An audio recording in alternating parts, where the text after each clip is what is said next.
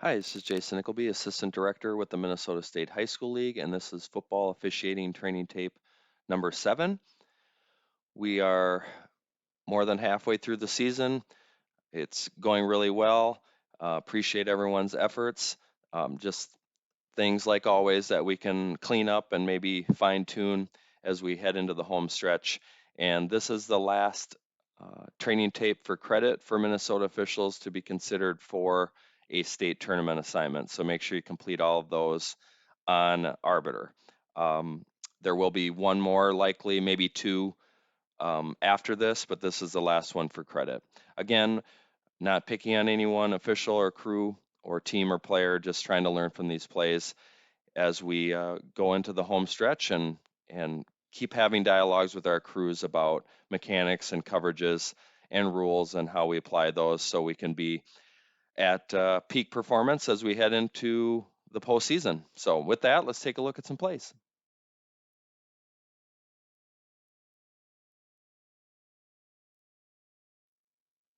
On this first one, I want to take a look at line of scrimmage mechanics, and this is the first play from scrimmage right out of the gate, and we are ready to officiate. So we have a pass to the flat right in front of the line judge in this case, and he allows the play to develop in front of him, stays in the white in the team box area, backs up, gives himself some space. It would be nice if we were another yard or two off the sideline to begin the play.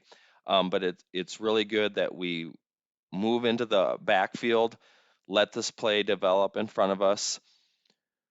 We don't try to stay even with it. And then we nice and calmly come down and get the forward progress spot. So start a yard or two off the sideline to begin the play.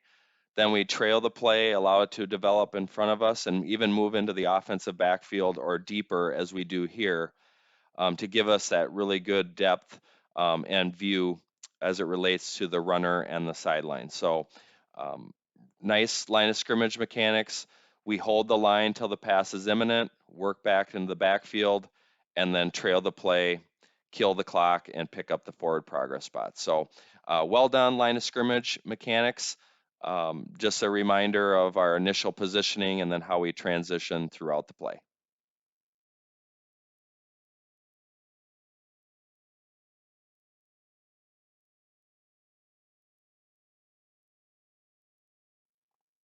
On this one, I want you to take a look at the action by the motion man at the top of the screen. He's going to go in motion and then deliver a block right at the point of attack, and we're going to have a call for an illegal block in the back by the line of scrimmage official at the top of the screen. We report that information to the referee, and remember it's important to note spot of the foul in relation to the line of scrimmage. And remember, referees, we would announce a legal block in the back, give the number, and then the location of the enforcement spot, and that we would repeat first down. So um, this is an excellent call for a block in the back. Remember, when we're in chase mode, meaning we're chasing the opponent does not see the block coming, then all contact needs to be in the side or the front. Any contact in the back when in chase mode would be enough for a block in the back. So you see here, doesn't see him coming, chase mode, contact in the back. And even if there was some in the side, it would still be a foul for an illegal block in the back because we're in chase mode. Any contact in the back at the point of attack would constitute uh, an illegal block in the back, which is what we have here. And this is exactly where the line of scrimmage official should be looking. And even referees, you might want to get a peek at this.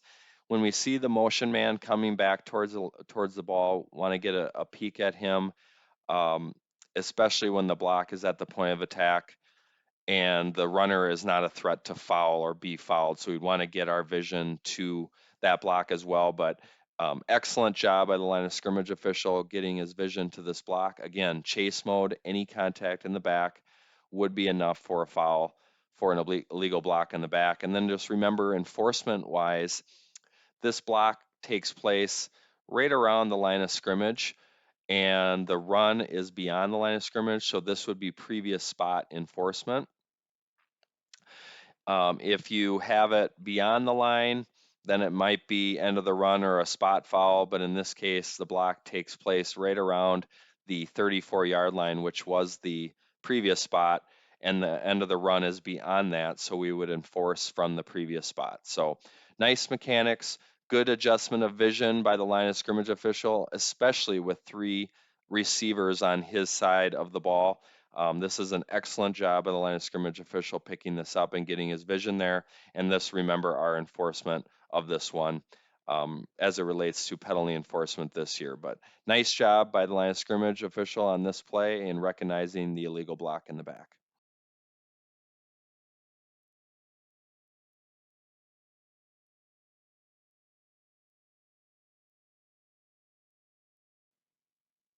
On this one, we have a scrimmage kick, and we're going to have a snap that goes over the head of the punter. So coverage-wise, umpire, referee, we want to be aware that this is a possibility, and as soon as we pick it up that it's going to be a bad snap, we need to go straight backwards and get out of harm's way. Turn your hips and run like a back judge would, and keep all of the action in front of you. You still need to be able to officiate, but want to be in a safe position to do so. So that's the first thing, and then.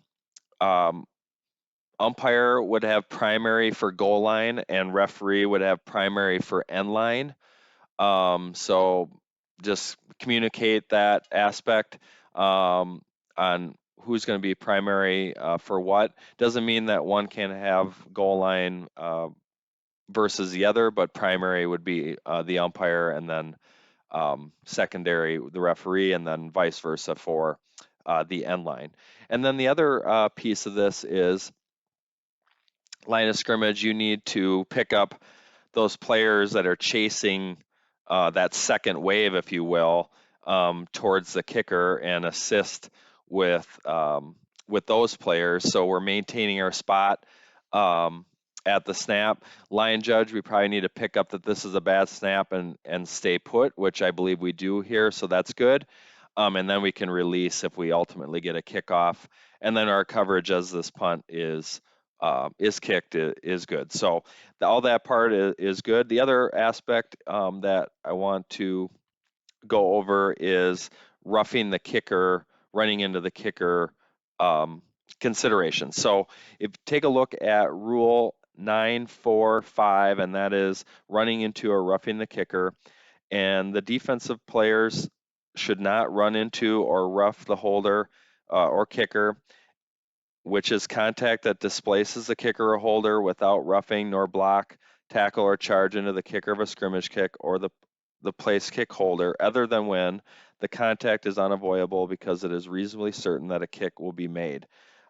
So in this case, it is not reasonably certain that a kick would be made.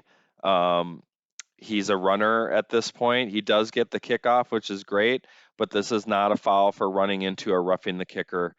If we have some other contact that would rise to the level of a personal foul, like targeting, we can definitely have that.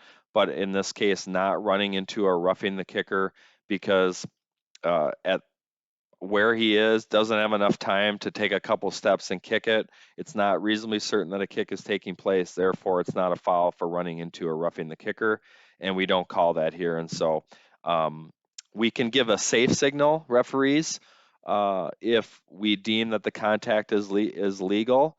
We can also do that when they're blocked into, or if we have touching of the kick to indicate we saw the contact and there is no foul for running into or roughing. We can give the safe signal if we want to do that. But good job of recognition here on the rule, and the fact that this is not roughing. Just wanted to remind ourselves of coverage on bad snap, who's responsible for goal line, end line, and then running into and roughing the kicker considerations.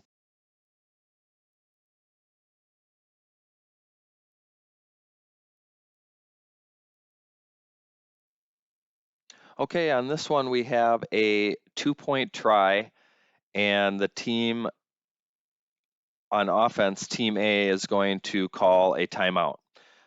So just wanted to remind officials of our mechanics going into 2-point tries and how we handle those, and the communication, those pieces, and just a rules reminder. So um, first of all, if we take a look at Rule 8.3, it says that after a touchdown, the scoring team shall attempt a try during which the ball is snapped from a spot designated by Team A anywhere between the hash marks on Team B's 3-yard line, unless moved by penalty. So uh, we need to be in a better habit as crews, particularly line of scrimmage officials, of asking Team A where they would like the ball located on 2-point tries.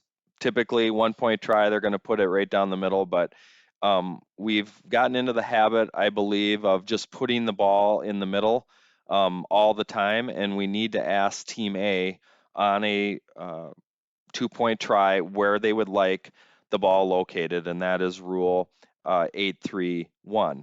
Then if we take a look at some of the other aspects of the rule on page 70, a couple things to keep in mind.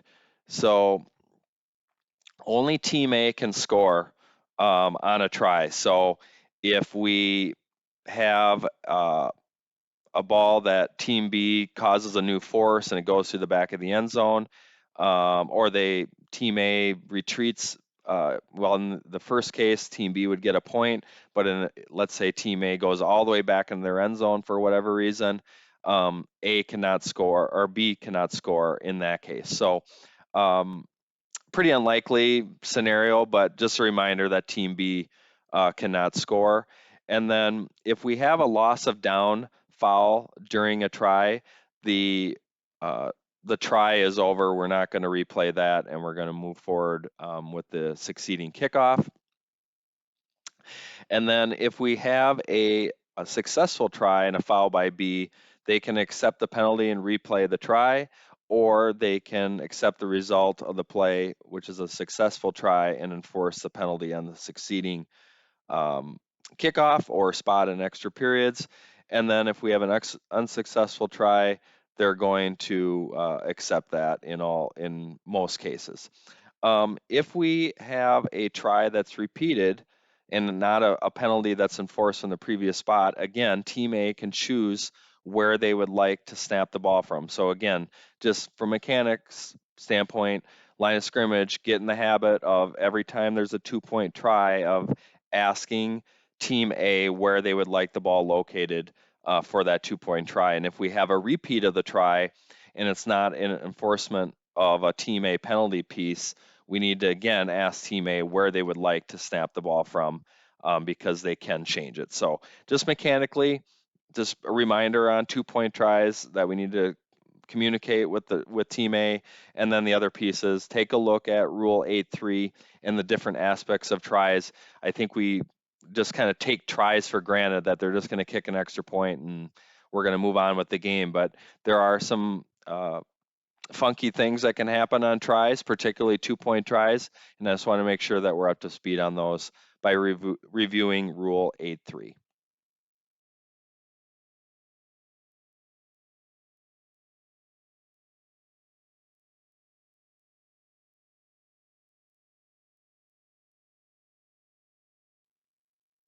Okay, in this one, I want to talk about illegal participation and our mechanics relative to handling this type of situation. So you'll see that in this case, we are going to have a receiver at the bottom of the screen is going to be contacted by the defender, and he will end up being out of bounds.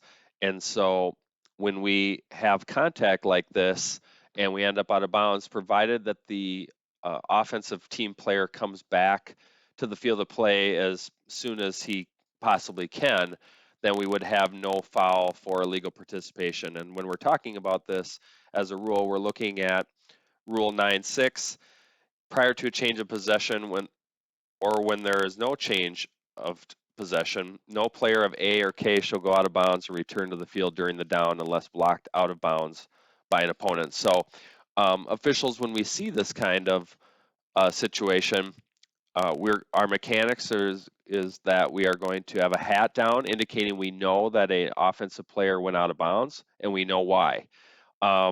If we rule that they went out of bounds on their own, not due to contact, then we would have a foul for illegal participation. Okay.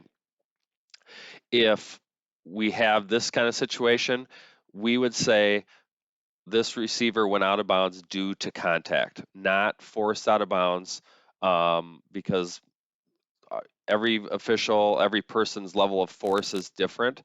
If there's contact, we're going to say out of bounds due to contact, which would buy them out of an illegal participation foul, provided that they come back to the field as soon as they can, which this receiver does. Remember, the rule changed this year, so if we have a pass like we have here and 81 were to rise from out of bounds without reestablishing with a body part in bounds, he would still have out of bounds status, and this would be an incomplete pass if he were to touch it. So just remember that rule aspect as well. If this receiver goes out of bounds on his own and does not return to the field, it is not a foul for legal participation. It's only a foul if he returns to the field, which is 962. So legal participation is a 15-yard penalty. We want to try to avoid participation by players that shouldn't be participating. Mainly when we're talking about participating with 12 players participating versus an illegal substitution, those kinds of things. But in this case, out of bounds due to contact, not forced out of bounds, provided 81 comes back right away, which he does. And if this pass were right to him and he catches it and runs for a touchdown, no problem. If he rises from out of bounds, touches the ball, incomplete pass. If he goes out of bounds without contact, returns to the field of play, foul for illegal participation. And just remember, we'll have a hat down mechanically, and then either a flag or no flag, depending on whether we're going to have a foul for illegal participation.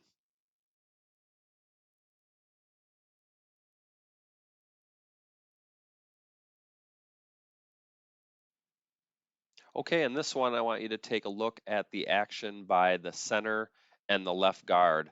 We're going to have the left guard fire out with a low block, and then the center is going to turn and block high on the defender. Therefore, we have a chop block called by the umpire, which is an excellent call. And we also have an excellent announcement by the referee here. Blocks and sometimes you hold. Foul, chop block, offense number 58 and 50. 15-yard penalty from the spot of the foul, second down. So that's excellent. So remember, umpires and referees in particular, but also line of scrimmage, if we have a chop block, it's a two-player foul. We have a low block and a high block piece. We need to report both numbers of the referee and then make sure the referee has that. And this was an excellent announcement. So really well done by the umpire and referee here. And umpires, your mechanics, your initial area of responsibility is center, left guard, left tackle. And so we need to pick up those blocks right away. And remember, if we block low in that initial charge, that initial piece right off the snap, then we're good, provided it's against a player that is also on the line of scrimmage within the free blocking zone and the ball is in the free blocking zone. If we don't see low contact as a block or low blocking contact right away, right off the snap, that's going to be a foul anywhere on the field. In this case, it happens right away, so that aspect of the block is fine. But when the center comes in and makes that high contact, engages high with the low blocking action, with or without delay, this is enough for a chop block and one we want called. Remember, these are safety related fouls. So for 50-50 on these, we want to throw. And this is our key area of responsibility that we should be looking at as umpires. And this umpire gets it, which is excellent. And referees, same for you on the other side. And line of scrimmage, we need you to have your vision on the tackle and in that area for low blocks and so forth. You need to help with these. And I know as a line of scrimmage official, when I worked that position, I was not the best at that, but we just need to concentrate, focus on those blocks. Those are safety related fouls and ones that we do want called. So just remember, we need a low block. We need engagement high. So if a offensive player is trying to get to the second level and just kind of puts their hand out and touches the defender, that's not engagement. That's not what we're looking for. In this particular case, he turns and pushes and truly engages with two hands and ends up falling on him as the center. Um, and so this is a true high engagement with a low block. So this is a personal foul for a chop block, and we would announce both numbers. So excellent job by the umpire here and the referee. Just really well handled. Just a reminder to all of us on the criteria and mechanics for uh, getting these chop block plays correct.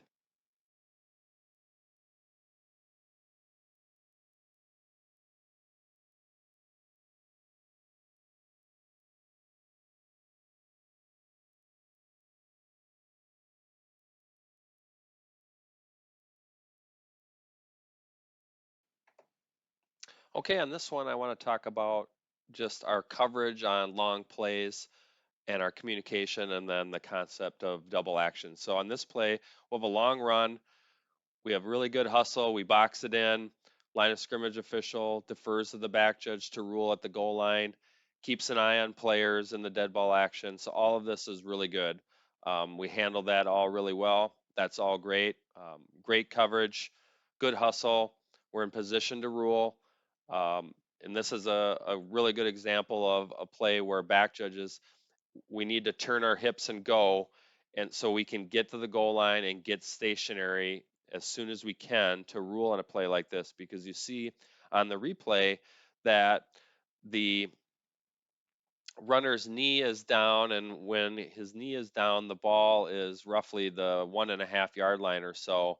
We call a touchdown on this play, and I think it's just a good reminder for line of scrimmage officials in particular, but back judges also, because back judges, you don't typically rule on forward progress all that often, except on a play like this one. Just remember the concept of double action, which means they're down by rule and then they do a second act. So in this case, knee is down and then turns, and we're reaching for the goal line, or we end up another yard or two beyond where we were down by rule. So just be really cognizant of that, um, of double action where we have a body part down and then we extend or reach or fall forward, and not give them forward progress that they haven't earned. So in this particular case, knee is down with the ball roughly at the 1.5 yard line. Back judges, let's turn our hips and go. Try to get to the goal line, get stationary so that we can see this, and hopefully we can pick up on the fact that he was down by rule short of the goal line. And so just be aware of it. Line of scrimmage, back judge. Make sure we're in position, stationary if possible, so that we can get this right the first time. Thankfully, in this case, we had replay to help, but in our regular season section games, we don't have that kind of assistance, and so we need to make sure positioning, mechanics, uh, how we're communicating, working with our crew, and so forth, and just being cognizant of double action will assist us in plays like this. But we did a really nice job of hustling, keeping it boxed in, trying to be in position, and so forth. We just got fooled a little bit by that moving forward action by the receiver. Just be wary of double action and make sure that we give them forward progress that they've earned.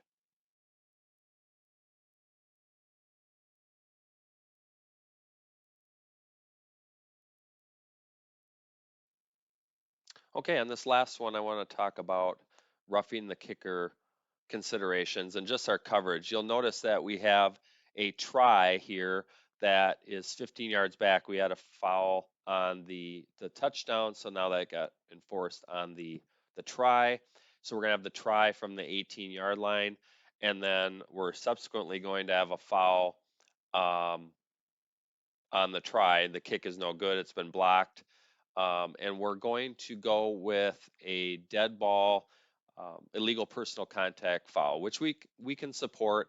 But what I would say in this particular play is that we want to take a look at Rule 945, and that is uh, roughing the kicker or holder. A defensive player shall neither run into the kicker nor holder, which is contact that displaces the kicker or holder without roughing, nor block, tackle, charge into the kicker of a scrimmage kick or the place kick holder, other than in situations where the contact is unavoidable, or the contact is slight, or it's caused by R being blocked into the kicker or the holder. And in this particular case, we still have a ball that I believe is still a kick, or reasonably still within that frame of time that it is a kick still. And so I would say, and this kicker barely has a chance to come down, doesn't even get his second foot down to protect himself. So to me, he's still a kicker here. I think this should be called as roughing the kicker. And I would also support a flagrant personal foul for roughing the kicker in this case, um, and would support disqualification of this player. So um, when we have significant contact against the kicker, or contact that wipes out the plant leg, that's going to be roughing the kicker every time. If we have lesser contact, or we get the kicking leg, that would be running into. And in this particular case, referees, with scrimmage kicks for tries or for a field goal, we're going to be on our own because the umpire is going to be under the post. So you have to be on top of this piece. And we are. We do have a flag. We call it. That's great. We go with a dead ball personal foul, which again we can support. But if we had to do it over again, we would recommend that this would be roughing the kicker, and it would be a flagrant personal foul for roughing the kicker, and would support disqualification. It's just a reminder of our mechanics and where we're looking on plays like this. What are the considerations for running into versus roughing? And knowing that referees, you're on your own for this because the umpire is under the post. So we just have to be on top of our coverage relative to safety of the holder and the kicker. And we are here. We have a foul. That's outstanding. Just some other things to consider if we were to have a play similar to this one.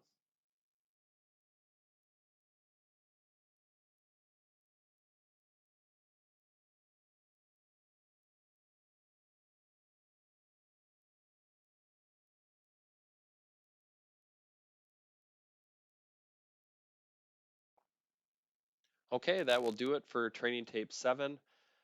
Due to some unforeseen circumstances that came up, this training tape is not required for Minnesota officials for credit. It will be placed on YouTube, and anyone can view it at their convenience, and hopefully officials are able to utilize that for their pre-games going into this weekend's games, and as we head down the home stretch. So keep up the good work, stay on top of the rules, mechanics, philosophy, and discussions with their crews.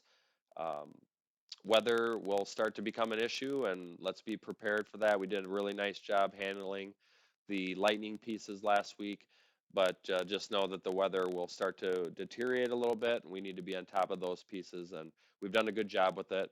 Keep it up. So stay healthy and safe, and we'll talk to you next week.